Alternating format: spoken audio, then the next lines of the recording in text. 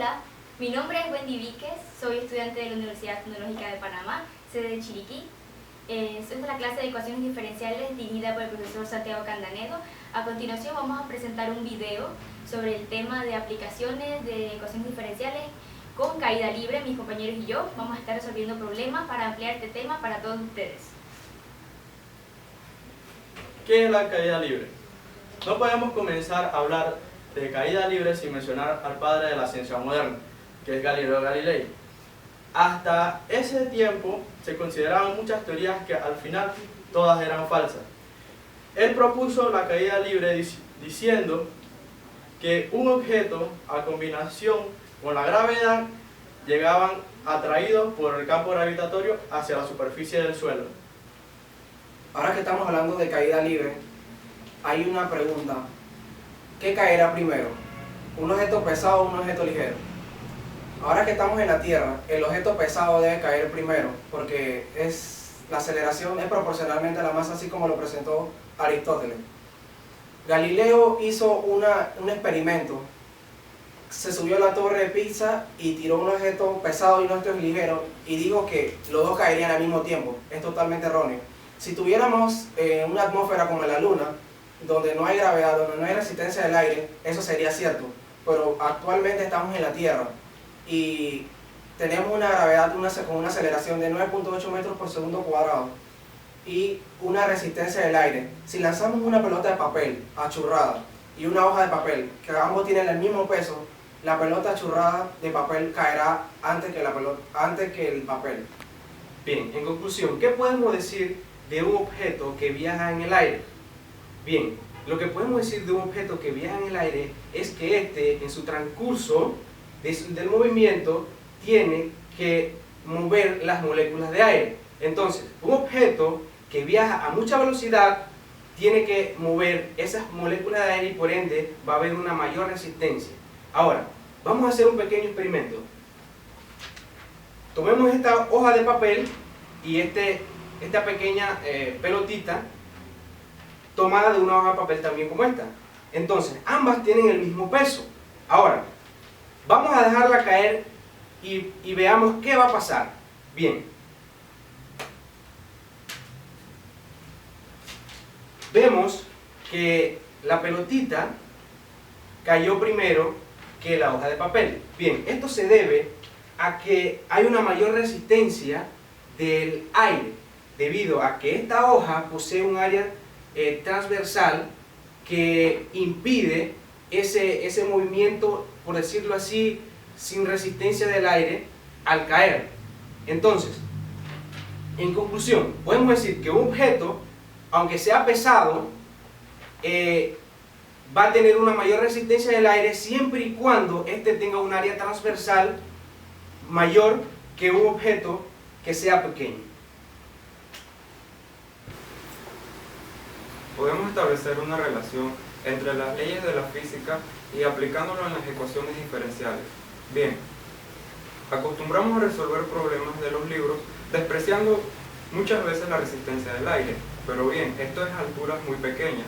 Cuando consideramos una altura con respecto a la superficie de la Tierra, no podemos despreciar la resistencia del aire, porque bien, en la vida real está presente. Entonces, ¿cómo combinamos las ecuaciones diferenciales con las leyes de la física? Bien, podemos establecer una relación entre las leyes de Newton, la primera ley de Newton y la segunda ley de Newton, y aplicarlo en las ecuaciones diferenciales, para entonces encontrar un modelo matemático que, resolviéndolo por las ecuaciones diferenciales, nos ayuden a encontrar la solución, ya sea general o particular, de dicho problema o situación que queremos analizar. En conclusión, el primer problema podemos decir que la caída libre es la atracción gravitatoria de la Tierra hacia un cuerpo, ya que la Tierra posee mayor campo gravitatorio. Y en base a lo estudiado en el curso de ecuaciones diferenciales, podemos aplicar la segunda ley de Newton y a partir de ella poder resolver problemas que vamos a presentar en este video. Ahora que todos tenemos claros los conceptos, daremos paso a la resolución de los problemas. Ahorita mismo le vamos a presentar un problema en la vida real. Vamos a plantearlo con mis compañeros aquí. Vamos a plantear en la vida real cómo vamos a hacer un experimento reemplazar un pedazo de madera desde la Facultad de Ingeniería Mecánica acá en Chiriquí. Procederemos a realizar lo que es una ejemplificación del primer programa, en este caso dejando caer un trozo de madera del segundo piso de un edificio, tomando todas las medidas de seguridad. Ahora a continuación veremos a mi compañero que va a dejar caer el trozo de madera desde lo alto del edificio.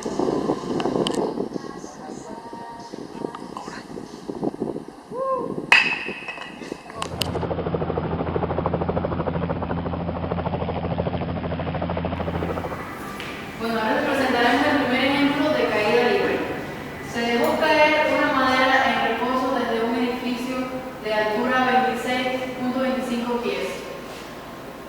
Debemos calcular el tiempo que la madera demora en caer en el suelo. B. Velocidad final de la madera. Aquí vemos que la velocidad inicial es 0, que el tiempo 1 es 0, que la distancia inicial es 0, que la distancia 2 es 26.25 pies. El tiempo lo queremos encontrar y la velocidad la queremos encontrar. Despreciando la resistencia del aire, tenemos que K es igual a 0. Ahora bien, para hallar la ecuación, para utilizarla acá, tenemos que m por aceleración es igual a masa por la gravedad igual a la resistencia del aire por la velocidad. Pero como la resistencia del aire es 0, la velocidad se anula. Entonces tenemos que masa por aceleración es igual a la masa por la gravedad. Las masas se cancelan y tenemos que aceleración es igual a la gravedad. Aquí despejando la aceleración, convirtiéndola a pies por segundo cuadrado, tenemos que gravedad 9.8 metros por segundo por 3.58 pies entre 1 metro para convertirla a pies por segundo. Tenemos que es 32.2 pies sobre segundo. Esta es la fórmula que va a utilizar mi compañero que va a venir ahorita para poder encontrar la velocidad. Aceleración igual a dv entre dt. Bueno, comenzamos desde la fórmula de aceleración, que ponemos que la gravedad se convierte en la diferencia de la velocidad y la diferencia del tiempo. Venimos y reemplazamos ya la gravedad, que la hemos transformado a pies por segundo cuadrado, lo reemplazamos aquí arriba. Entonces, esto se convierte en una ecuación diferencial VS, que es variable separable. Integramos. Nos queda esta ecuación, venimos y le ponemos un asterisco para en un futuro no muy lejano vamos a reemplazar. Venimos y reemplazamos t igual a 0 y v igual a 0 en la fórmula asterisco. Sabemos que todo número multiplicado a 0 es igual a 0, entonces 32 se va, quedarían c igual a 0. Venimos y vemos que esto lo reemplazamos de nuevo en la fórmula asterisco, quedándonos una fórmula de velocidad que vemos aquí, que sería velocidad igual menos 32.2 t, siendo una velocidad en términos de variable. Venimos y resolvemos. Reemplazamos la velocidad obtenida en variable en esta ecuación. Tenemos la diferencia de y sobre t. Al verla a simple vista, observamos que esto se forma un vs, otra variable separable. Venimos e integramos y obtenemos otra ecuación a la que vamos a llamar 2 asterisco, que de nuevo en un futuro vamos a reemplazar. De nuevo, venimos y cuando tenemos que t es igual a 0 y la distancia, disculpen, la distancia es igual a 0, la reemplazamos y todo número multiplicado por 0 se va, siendo de nuevo c igual a 0, obteniendo una distancia. Obtenemos la distancia que mi compañero Samuel te va a presentar. He encontrado previamente el doble asterisco, que esta fórmula que tenemos acá, tenemos que la y, que es nuestra altura, es igual a 16.1 por el tiempo al cuadrado. Reemplazando la y, que vendría siendo nuestra altura del edificio, que tomando en cuenta que nuestro sistema de referencia es en la parte superior del edificio, tendríamos que es menos 26.25 pies, igualado a menos 16.1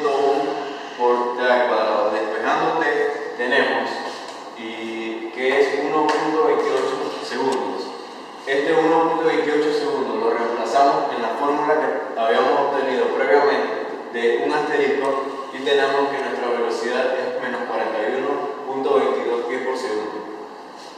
La respuesta para el inciso A. Tenemos que el tiempo que la madera demora en caer al suelo es de 1.28 segundos. Y la respuesta del inciso B sería que la velocidad final de la madera fue de 41.22 pies por segundo, negativo, como está acá, o simplemente hacia abajo.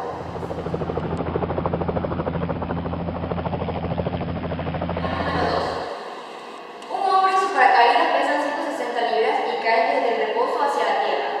Antes de que el paracaídas caiga, se abre. La resistencia del aire en libras es numéricamente igual a un medio de la velocidad instantánea, donde V es la velocidad instantánea en pie. Y a partir de que se abre, la resistencia cambia en 5 octavos velocidad instantánea cuadrada. Si el paracaídas se abre a los 5 segundos, calcular la velocidad del paracaidista en cualquier segundo. Bueno, ahora tenemos así. Este es el problema número 2. Aquí están los datos. El peso es 160 libras. Antes de que el paracaídas se abra, tenemos que la velocidad instantánea es 1 medio. Y después de que el paracaídas se abre, tenemos que 5 octavos de la velocidad instantánea al cuadrado. Tenemos el peso igual a la masa por la gravedad. La masa por la gravedad son 160 libras. 32 pies sobre segundo es igual a la masa 5 al slope. Tenemos aquí la pregunta. Tenemos que sacar la velocidad antes y después de abrirse el paracaídas. Tenemos el diagrama de cuerpo libre de la masa, donde la velocidad positiva es hacia abajo. Y esta es la ecuación de la resistencia del aire. Ahora procedemos con la solución del problema. La solución del problema planteado por mi compañera nos está pidiendo la velocidad entre los instantes de t menores de 0 y de t mayor menor igual que 5. O sea, tenemos que buscar la velocidad del paracaidista cuando está entre ese intervalo. Considerando este intervalo y considerando que la dirección positiva es hacia abajo, tenemos que la resistencia del aire es igual a beta por la velocidad instantánea y que R, la resistencia del aire dada en el problema, es un medio de la velocidad. Despejando tenemos que beta es igual a un medio. Entonces, usando la segunda ley de Newton tenemos que la fuerza es igual a la masa es igual al peso por la resistencia del aire. Cambiando nuestra F tenemos que masa por aceleración es igual al peso por la resistencia del aire. Entonces, aceleración es lo mismo que decir la derivada de la velocidad y por ende nosotros la repasamos aquí para formular nuestra ecuación. Luego de formular nuestra ecuación, reemplazamos nuestras variables por los valores que tenemos en los datos y tenemos la ecuación ya planteada. Luego dividimos toda la ecuación entre 5 y tenemos que la velocidad instantánea es igual a 32 menos un décimo de v. Por lo tanto, llegamos a que la ecuación diferencial es la velocidad instantánea más un décimo la velocidad es igual a 32 y resolviendo con un punto inicial diciendo que velocidad 0 es igual a 0 y que la posición es 0 y el tiempo es 0. Ahora bien, hallando la velocidad instantánea a través del PVI y resolviendo a través de una ecuación lineal, una ecuación diferencial ordinaria lineal, reducirla lineal, tenemos que la ecuación diferencial se debe multiplicar, como no es exacta, no es lineal, tenemos que encontrar un factor integrante. El factor integrante en nuestro problema es nu es igual a L a un décimo de t. Multiplicando la ecuación por nu, tenemos la ecuación diferencial despejada que dice la integral de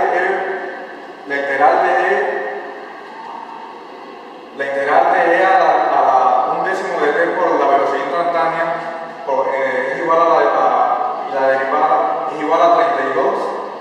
La integral de epsilon de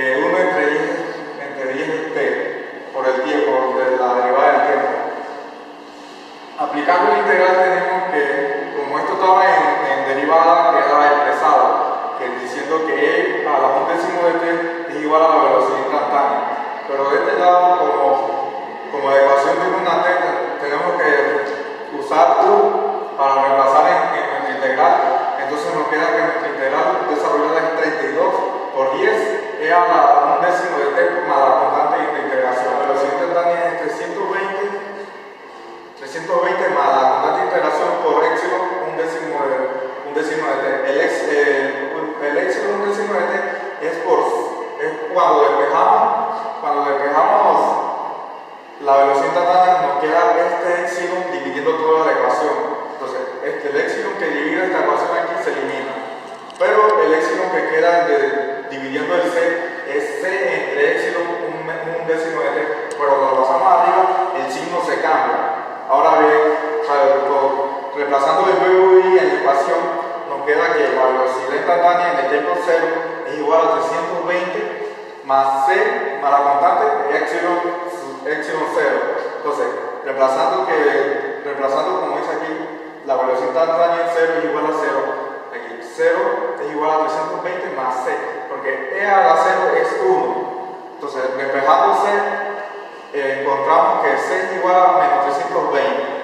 Por lo tanto, la velocidad instantánea en pies sobre segundos de la caída libre, de la caída en cualquier tiempo, en cualquier instante de tiempo de t menor que 0 y t menor o igual que 5, es la velocidad instantánea es igual a 320 menos 320 epsilon a la un décimo de t. Por lo tanto, hacemos un factor común en la ecuación y nos queda velocidad instantánea igual a 320 1 menos epsilon a la un décimo de t, que es la velocidad antes de abrirse paracaídas entre el intervalo de 0 a 5 en segundo. Para la segunda parte del problema dado anteriormente, tenemos que para el tiempo 5, mayor o igual que 5, tenemos que la resistencia del aire es beta por la velocidad instantánea. Pero nosotros en el problema nos da la resistencia del aire, que es 5 octavos la velocidad instantánea cuadrada. Entonces, encontrando beta, despejando beta, encontramos su valor.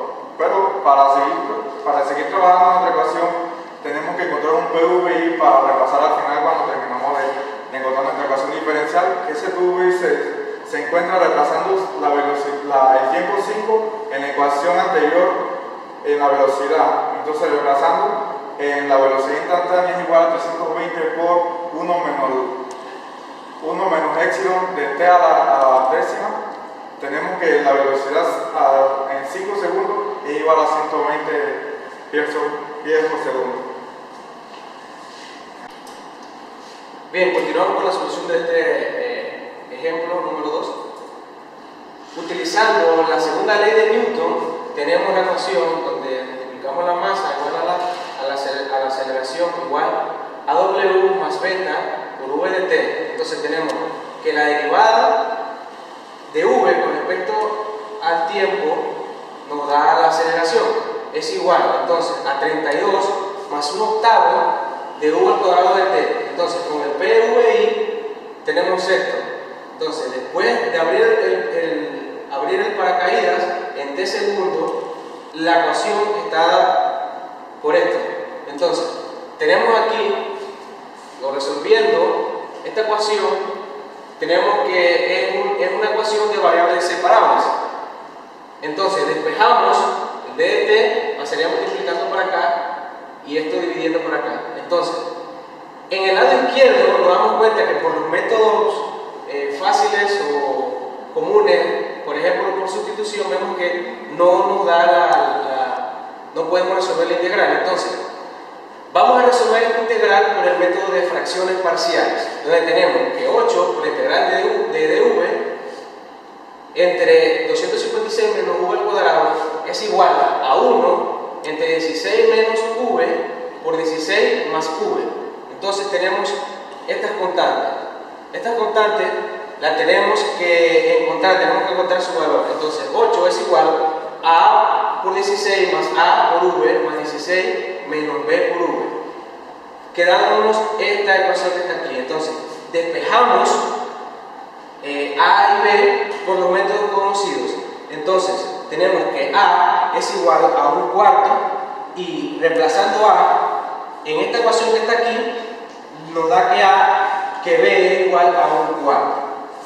Seguidamente, ya que sabemos nuestras constantes A, la reemplazamos en la ecuación diferencial que está aquí, que vamos a resolver por el método de fracciones parciales. Una vez encontrada, la colocamos en la ecuación, teniendo entonces que 1/4 que multiplica la integral de 1 entre 16 menos v más 1 entre 16 más v por dv es igual a la integral de dt. Bien, resolviendo esta integral, tenemos que este igual a t más 0. Entonces, del lado izquierdo tenemos, aplicando la propiedad de los logaritmos y multiplicando la ecuación por 4, tenemos que ln es igual a 16 más v entre 16 menos v igual a 4t más 4 por 0. Entonces, para eliminar ese logaritmo natural tenemos que aplicar la base e. Aplicando la base e, tenemos que e elevado a la ln de 16 más v entre 16 más v es igual a e a la 4t. Entonces tenemos que 16 más v es igual a 16 entre v es igual a e elevado a la 4t. Entonces tenemos del lado izquierdo que c igual a e a la 4t igual a 16 más v entre 16 menos v. Entonces despejamos v, teniendo entonces que 16 más v es igual a c e a la 4t que multiplica 16 menos v. Entonces multiplicamos esto por 16, aquí ce a la 4t la multiplicamos aquí, quedándonos entonces 16 ce a la 4t menos ce a la 4t v. Entonces, del lado izquierdo tenemos que v más c e a la 4t por v es igual a 16 ce a la 4t menos 16. Sacando factor con un v aquí, tenemos que v es igual a 1 más c e a la 4t igual a 16, que sería el factor común aquí, que multiplica c e a la 4t menos 1. Entonces quedamos entonces la v igual a 16 c e a la 4t menos 1 sobre 1 más c e a la 4t. Ahora, reemplazamos nuestro PVI, donde v de 0 es igual a 126. Entonces, tenemos que v de 0 es igual a 16 más 26 es sobre 16 menos 126. Tenemos que la constante c es igual a 142 entre menos 110, y esto nos da igual a menos 1.29. Se tiene entonces que v de t es igual a 16 por 1.29 e a la 4t menos 1. 1.29 sobre 1.29 e a la 4t menos 1. Donde t mayor que 0 se mide a partir de que se abre el paracaídas, lo cual sucede a los 5 segundos después de haberse iniciado la caída del paracaidista. Para que tenga validez, para el instante t mayor o igual que 5, efectuando una traslación y escribiendo t menos 5 en vez de t dicha fórmula. Por lo tanto, para t mayor o igual que 5 tenemos que v de t es igual a 16 por 1.29 e a la 4 t menos 5 más 1 sobre 1.29 e a la 4 que multiplica t e a la 5 menos 1. Gracias.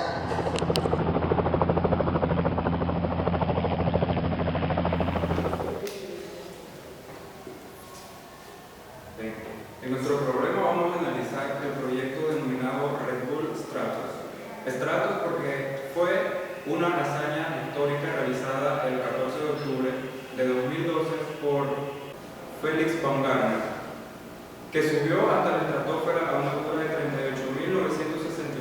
38.969.4 metros, donde la temperatura exterior de la cápsula que lo contenía era de menos 9,5 grados centígrados y la temperatura interior era de 9,9 grados centígrados, y con un traje especializado para soportar altas o bajas temperaturas y igualmente altas y bajas presiones a las que en diferentes capas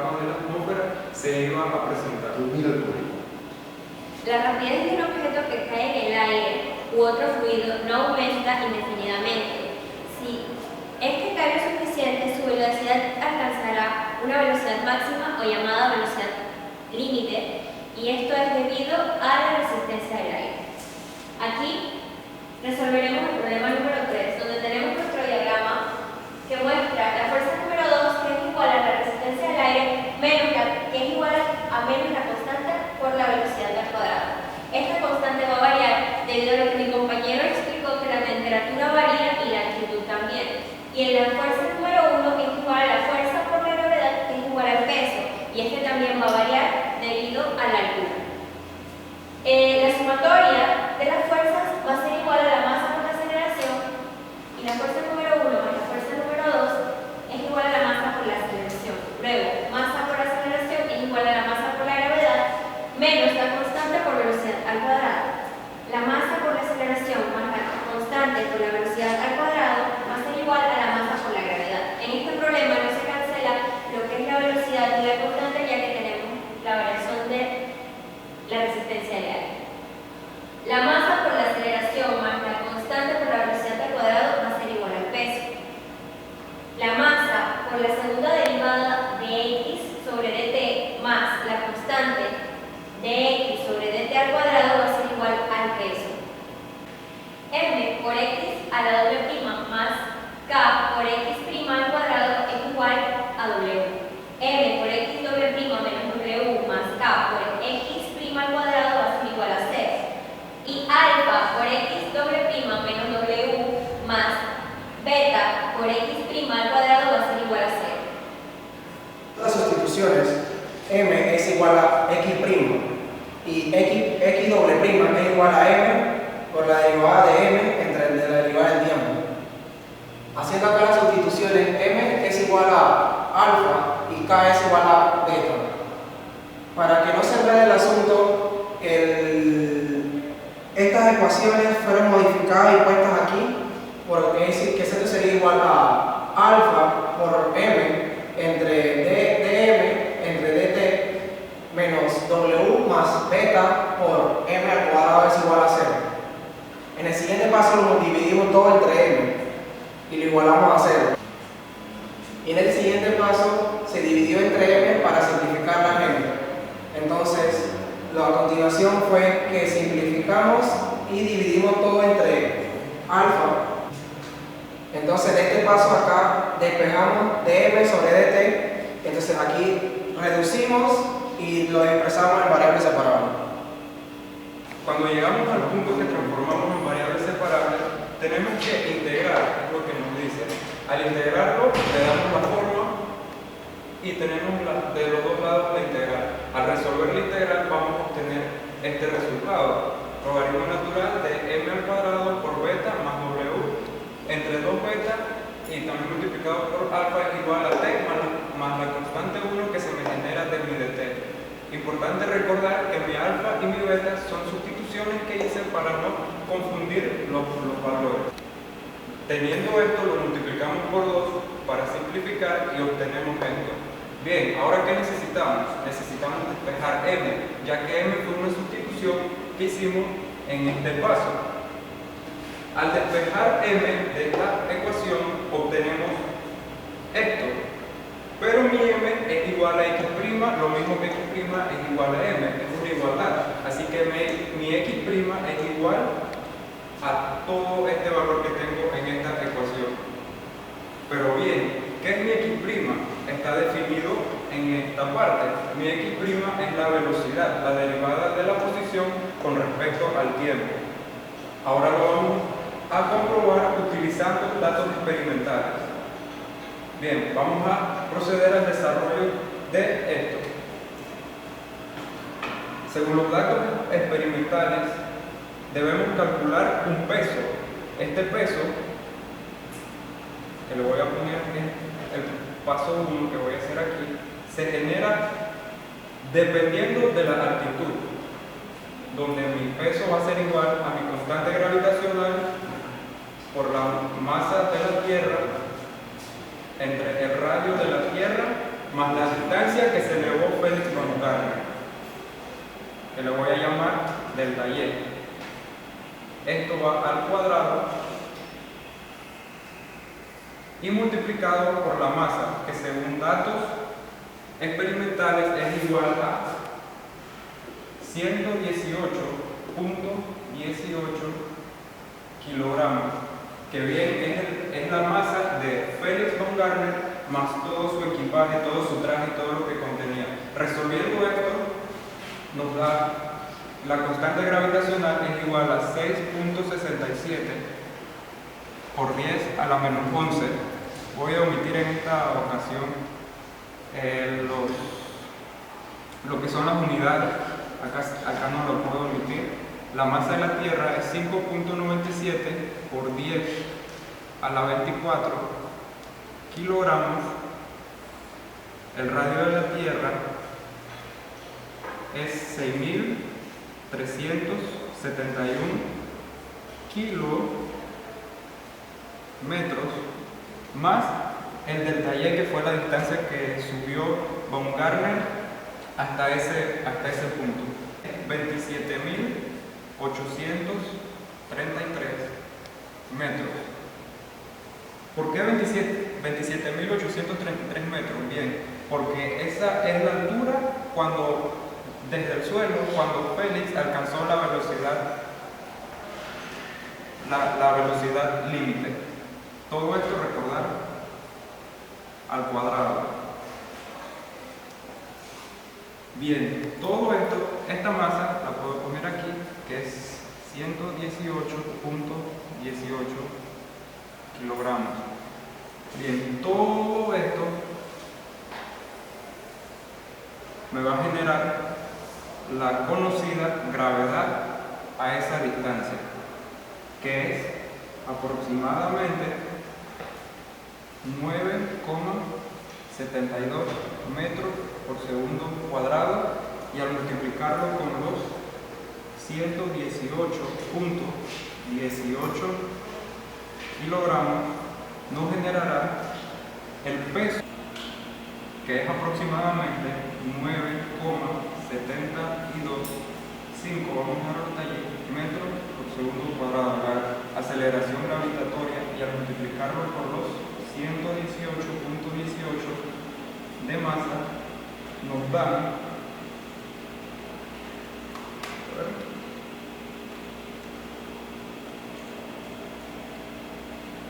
un peso de 1.149.32 newtons. Hay que aclarar que a diferentes alturas va a haber una pequeña variación de la gravedad por el peso, pero es muy importante incluirla en este tipo de análisis, ya que no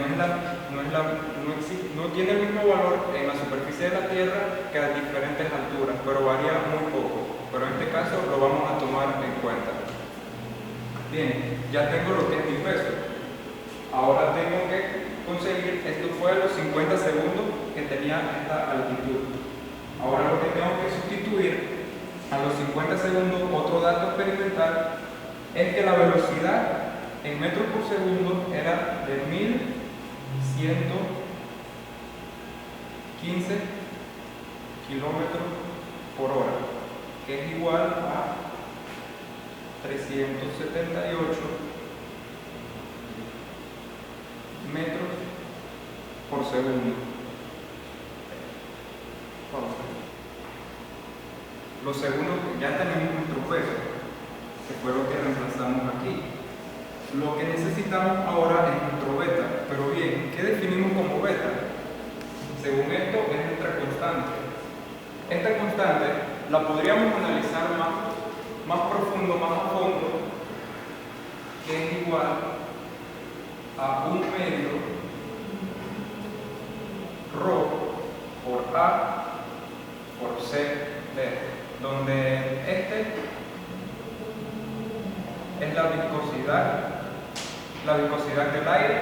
Mi A es el área transversal que debe vencer al viento, y mi coeficiente de rozamiento, que es un coeficiente aerodinámico que depende totalmente de la temperatura. Bien, nosotros sabemos que la velocidad límite es cuando se produce la igualación de la fuerza de rozamiento con la fuerza de gravedad, reemplazando mi fuerza de rozamiento, que es igual a K por V al cuadrado, y esto que es mi masa por gravedad, mi fuerza gravitatoria, al despejarlo, obtenemos que mi V cuadrado es igual a masa por gravedad entre mis constantes. Pero bien, tengo este valor y tengo este. Así que solamente necesito mi valor de K. El valor de K, que es igual a beta, lo despejamos en nuestra velocidad límite en metros por segundo, que es 378 metros por segundo. Al despejarlo nos da un valor de 0.0826. Luego tenemos nuestra T, que fue en un tiempo de 50 segundos que alcanzó la velocidad límite, más la constante 1, que se genera al integrar por acá arriba. El peso, que ya lo calculamos, esto le voy a llamar 2, y el 2 está aquí, la resolución de esto. Bien, y eso lo dividimos entre beta, que lo despejamos de aquella fórmula. Bien, al obtener esto, se nos genera otra incógnita, ahora necesitamos despejar, que es la constante 1. Al despejarla de todos estos valores numéricos, nos genera este número. Pero, ¿qué puedo hacer con este número? Pues bien, nos podemos ir a esta parte de aquí y lo reemplazamos donde nos decía constante 1. Acá lo tenemos, reemplazando la constante 1 obtenida en este paso, nos da este valor. Y pues simplemente mi x', que es igual a la velocidad, reemplazándolo en el instante de los 50 segundos y encontrando lo que es, reemplazando cada uno de los valores obtenidos, nos da una velocidad aproximada de 373,05 metros por segundo. Y al resolver esto, obtenemos un valor de 373,05 metros por segundo, que efectivamente concuerda con los datos experimentales. Bien, según las ecuaciones diferenciales, podríamos seguir resolviendo este problema al derivar esta x', al integrar x' y obtener la posición.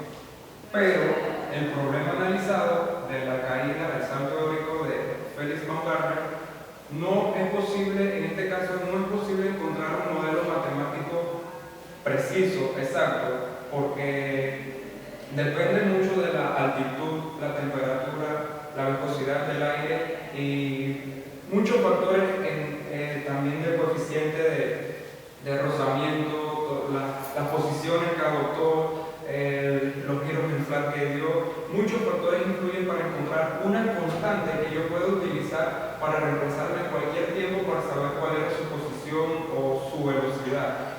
Así que podemos llegar hasta este punto para comprobar lo que fue la velocidad y contrastarlo con los datos experimentales que nos brindan la información que hemos investigado. Depende mucho y les voy a explicar, por ejemplo, la temperatura. La estratosfera está a un límite de 50 kilómetros. Estamos en la troposfera.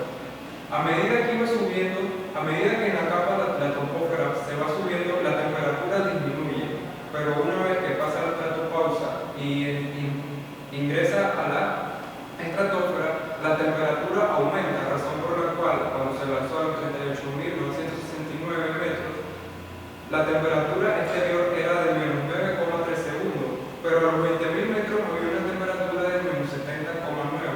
Todos estos detalles hay que incluirlos al momento de calcular, por ejemplo, lo que es la constante esta por la viscosidad del aire, la temperatura y todos estos detalles. Entonces habría que irse exactamente a los puntos donde se producen esta serie de factores en el ambiente que cambian totalmente el problema.